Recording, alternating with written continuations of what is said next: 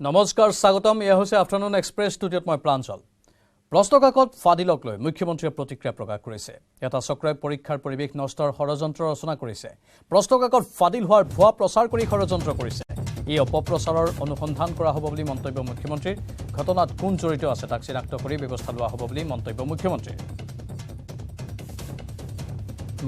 প্ৰতিক্ৰিয়া সন্মুখলৈ আহিছে প্ৰশ্নকাকত ফাদিলক লৈ এটা চক্ৰই পৰীক্ষাৰ পৰিৱেশ নষ্টৰ ষড়যন্ত্ৰ কৰা বুলি তেওঁ উল্লেখ কৰিছে প্ৰশ্নকাকত ফাদিল হোৱাৰ ভুৱা প্ৰচাৰ কৰি ষড়যন্ত্ৰ ৰচনা কৰা হৈছে বুলি মুখ্যমন্ত্ৰীয়ে মন্তব্য কৰিছে এই অপপ্ৰচাৰৰ অনুসন্ধান কৰা হ'ব বুলি মন্তব্য কৰিছে মুখ্যমন্ত্ৰীয়ে ঘটনাত কোন জড়িত আছে তাক চিনাক্ত কৰি ব্যৱস্থা লোৱা হ'ব বুলি মন্তব্য মুখ্যমন্ত্ৰীৰ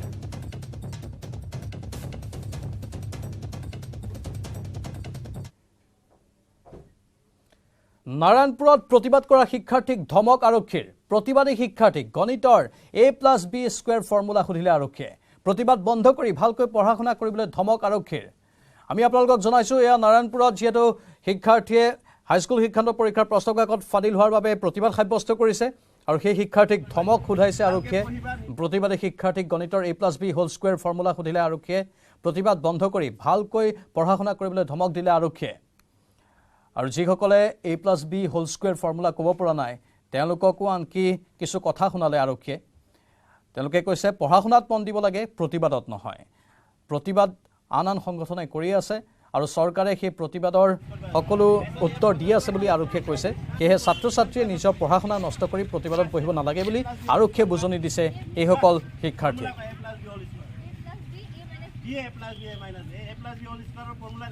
পঢ়া জিৰ' হ'ব ইয়াত কি কৰিব কিমান ক্লাছত পঢ়িছে ক্লাছ 10 a+b² কোৱা ফৰ্মুলা কোৱা a+b² a+b² ফৰ্মুলা নেকি পঢ়া জিৰ' হ'ব ইয়াত প্ৰটেষ্ট কৰিব আছে ভালকৈ পঢ়িবা নিজৰ পঢ়া এক্সাম ৰিছেটেল হ'ব নহয় পাতিব নহয় ষ্টুডেণ্টে প্ৰটেষ্ট কৰে নেকি হা ধেৰ পাব্লিক আছে নহয় প্ৰটেষ্ট কৰিবলৈ ধেৰ সংগঠন আছে নহয় লাজ নালাগে তোমালোকে প্ৰটেষ্ট কৰিব পঢ়াটো ধ্যান দে a+b² এটা ফৰ্মুলা এটা নাজানো উল্টা পুল্টা বকি আহিছে হা পঢ়িবি পঢ়াৰ পাছত ধ্যান থকা মানুহ ইয়াত প্ৰটেষ্ট নকৰে বদমাছ কৰিব দেশত ইয়াত প্ৰটেষ্ট কৰা কি আছে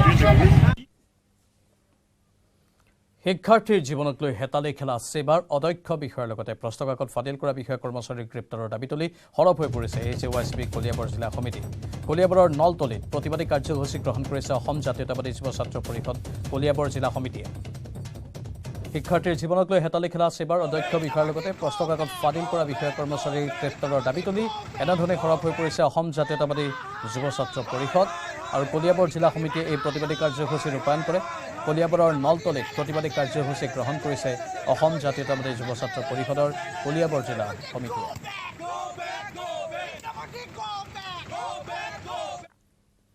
সমষ্টি পুনৰ নিৰ্ধাৰণ সন্দৰ্ভত তিনিদিনীয়া ভ্ৰমণসূচীৰে অসমলৈ আহিব মুখ্য নিৰ্বাচন আয়ুক্ত 26 মাৰ্চত অসমলৈ আহিব মুখ্য নিৰ্বাচন আয়ুক্ত ৰাজীৱ কুমাৰ লগতে আহিব নিৰ্বাচন আয়ুক্ত অনুপ চন্দ্ৰ পাণ্ডে আৰু অৰুণ গোয়েল বিধানসভা আৰু সংসদীয় সমষ্টি পুনৰ নিৰ্ধাৰণক লৈ কৰিব আলোচনা ৰাজনৈতিক দলৰ সৈতে আলোচনাত বহিব মুখ্য নিৰ্বাচন আয়ুক্ত সমষ্টি পুনৰ নিৰ্ধাৰণ সন্দৰ্ভত তিনিদিনীয়া ভ্ৰমণসূচীৰে অসমলৈ আহিব মুখ্য নিৰ্বাচন আয়ুক্ত আৰু 26 মাৰ্চত অসমলৈ আহিব মুখ্য নিৰ্বাচন আয়ুক্ত ৰাজীৱ কুমাৰ লগত আহিব নিৰ্বাচন আয়ুক্ত অনুপ চন্দ্ৰ পাণ্ডে লগতে অৰুণ গোয়েল বিধানসভা আৰু সংসদীয় সমষ্টি পুনৰ নিৰ্ধাৰণক লৈ তেওঁলোকে আলোচনা কৰিব ৰাজনৈতিক দলৰ সৈতে আলোচনাত বহিব মুখ্য নিৰ্বাচন আয়ুক্ত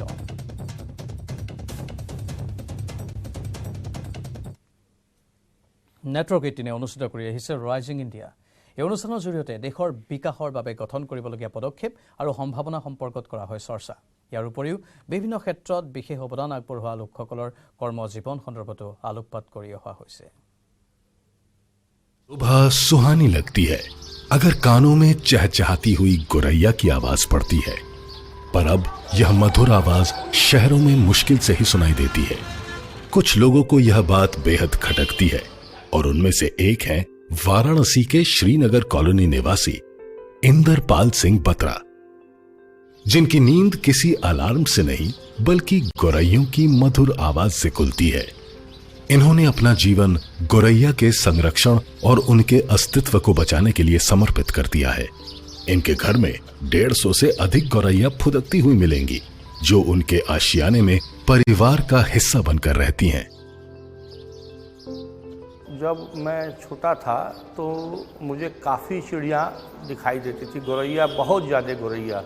लेकिन एक समय के बाद जब पूरा बनारस कंक्रीट का जंगल हो गया तो चिड़िया विलुप्त होने लगी, जो कि मैं महसूस करने लगा। तो 1-1.25 इंची का घोंसले में छेदा करके और सीमेंट के संग जाम करा दिया और चिड़िया बड़े आराम से उसमें आती जाती है। सिर्फ बत्रा जी ही नहीं बल्कि उनका संपूर्ण परिवार पक्षियों के साथ समय बिताता है और उनके संग खूब खेलता है। इस घरौंदे में पक्षियों के लिए संपूर्ण व्यवस्था है। चाहे कितने भी जोड़े आ जाएं, सभी के रहने से लेकर दाना पानी तक की पूरी सुविधा उपलब्ध है।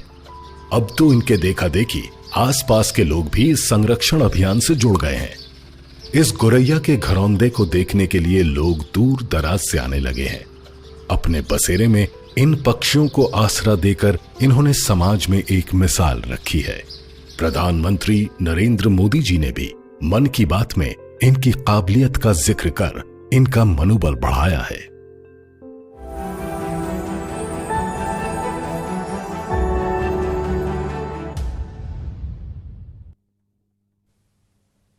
মহানগৰীৰ আখাৰীৰ ব্যক্তিগত খণ্ডৰ হস্পিটেল হেল্থ চিটি হস্পিটেলত 17 মাৰ্চৰ পৰা 20 মাৰ্চলৈ তিনিদিনীয়াকৈ অনুষ্ঠিত হৈছে কৰ্কট ৰোগৰ বিশেষ আলোচনা চক্ৰ।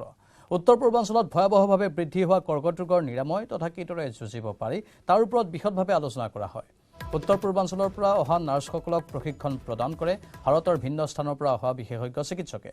18 মাৰ্চত বৈজ্ঞানিক ভিত্তিক দিনজোৰাকৈ আলোচনা চক্ৰ অনুষ্ঠিত হয়। আলোচনা চক্ৰত উপস্থিত থাকে দিল্লীৰ এইমছৰ প্ৰবক্তা ডক্টৰ চন্দনজ্যোতি দাস, মেদান্ত হস্পিটেলৰ চিকিৎসক দীপক সৰিন, চেন্নাই এপলো হস্পিটেলৰ চিকিৎসক ভেংকাট কাৰ্তিকিয়ান, কৰ্কট ৰোগৰ বিশেষজ্ঞ ডক্টৰ তপন শইকীয়া।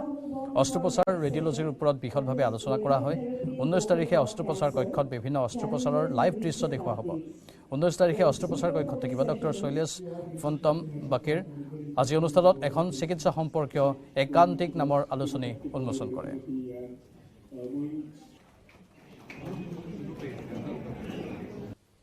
এবাৰ আমাৰ দ্বিতীয় বৰ্ষ আমি 17, 18, 19 মাৰ্চ তিনিদিনীয়াকৈ এই কনক্লেভ আমাৰ ইয়াত আয়োজন কৰা হৈছে। একচুৱেলি গোটেই ভাৰতৰ ভিতৰত নৰ্থ ইষ্টতে আমি যি কেঞ্চাৰ ৰোগীৰ সংখ্যা বাঢ়ি আহিছে তাৰ সজাগতাৰ কাৰণেই আমাৰ এই কনক্লেভখন পতা হৈছে। ভাৰতৰ বিভিন্ন জেগাৰ পৰা বিভিন্ন ডক্টৰ আহিছে। আমাৰ অসম বৈভৱ বঁটাপ্ৰাপ্ত ডক্টৰ তপন শইকীয়াৰ লগতে ভাৰতৰ বিভিন্ন স্থানৰ পৰা এই ডক্টৰ আহিছে। আমাৰ তিনিদিনীয়া এই কৰ্মশালা। Comprehensive cancer care with everyone's participation. Everyone has a role to play. তাৰমানে আমি সকলোকে লৈ কেঞ্চাৰৰ বিৰুদ্ধে আমাৰ যোনখন যুদ্ধ সেইখন জিকিবলৈ আমি এটা প্ৰয়াস কৰিছোঁ আৰু ইয়াৰ লগত সংগতি ৰাখি আজি এখন আলোচনা চক্ৰ অনুষ্ঠিত কৰিছিলোঁ। গুৱাহাটীকে ধৰি উত্তৰ পূবত আটাইতকৈ দ্ৰুতগতিত বিক্ৰী হোৱা cement brand and black tiger cement.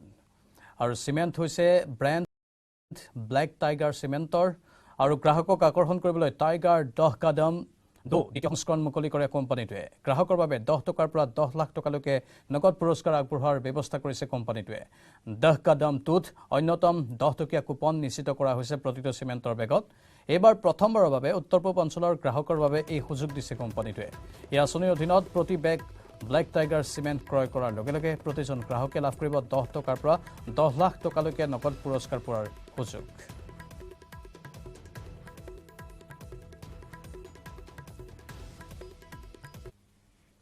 হিষ্ট্ৰীজ greatest মিষ্ট্ৰিজ Jack the ৰিপাৰেৰে লণ্ডনক আতংকিত কৰিছিল।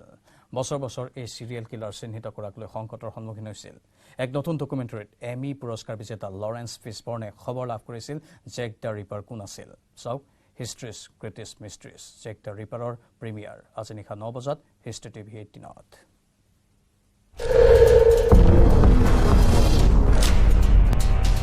एक के बाद एक कई खौफनाक हत्याओं ने विक्टोरियन इंग्लैंड को हिलाकर रख दिया। एक पागल खूनी जिसका असली नाम एक राज बन चुका है। पुलिस ने कई सस्पेक्ट से पूछताछ की पर ऐसा कोई सबूत नहीं मिला जो बताए कि वो उस जगह पर थे या उनके पास कहीं और होने के सबूत थे। पुलिस हाथ मलती रह गई। आज हम इतिहास के सबसे बदनाम सीरियल किलर्स में से एक के बारे में कही गई टॉप थियरीज का खुलासा करने वाले हैं। चंद जासूसों को यकीन है कि हो सकता है जैक द रिपर एक औरत रही हो।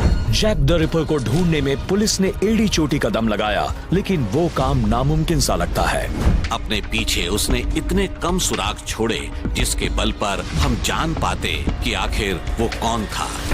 हो सकता है इतिहास में ऐसी हत्याएं ना हो जिसमें बेशुमार संदिग्ध हों और बहुत ही कम ठोस सबूत मिले हों, जिस तरह अपने आप को जैक द रिपर कहलाने वाले ने किए थे।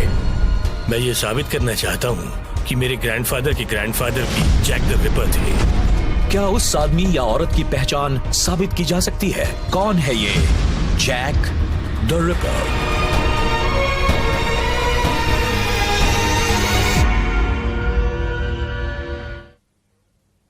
আৰু বাতৰিখিনিতে সময় হৈছে চমু বাণিজ্যিক বিৰতিৰ। স্ট্ৰং নহয় মাইথান স্ট্ৰং মাইথান স্টিল নিৰ্মাণৰ মানদণ্ড।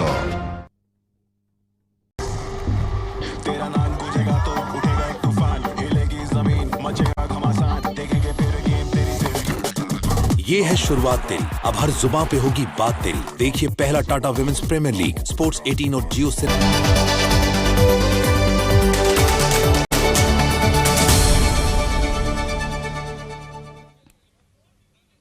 পুনৰ স্বাগতম। 1.5 মাহতে ভাঙিলে 4.5 লাখ টকীয়া কালভাৰ্ট। তিনিচুকীয়া পৌৰসভাৰ অন্তৰ্গত 37 নম্বৰ ৰাষ্ট্ৰীয় ঘাইপথৰ কাষৰ চাইডিং বজাৰৰ RCC কালভাৰ্টৰ নিৰ্মাণত ব্যাপক দুৰ্নীতি সংঘটিত হৈছে। মেছাৰ্ছ মেঘা এণ্টাৰপ্ৰাইজ নামৰ ঠিকাদাৰ প্ৰতিষ্ঠানে প্ৰায় 4.5 লাখ টকা ব্যয়েৰে নিৰ্মাণ কৰিছিল কালভাৰ্ট। 6 ফেব্ৰুৱাৰীত মন্ত্ৰী সঞ্জয় কিষাণে উদ্বোধন কৰিছিল কালভাৰ্টটো। কিন্তু নিম্নমানৰ সামগ্ৰী ব্যৱহাৰ কৰা কালভাৰ্টটোত সোমাই যাব ট্ৰাকৰ চকা। আজি অতিৰিক্ত উপায়ুক্ত তিনিচুকীয়া পৌৰসভাৰ কাৰ্যবাহী বিষয়াৰ লগতে এটা পৌৰসভাৰ বিষয়া কৰ্মচাৰীৰ দল উপস্থিত হৈ কালভাৰ্টটো পৰ্যবেক্ষণ কৰাৰ লগতে তদন্ত কৰাৰ নিৰ্দেশ দিয়ে।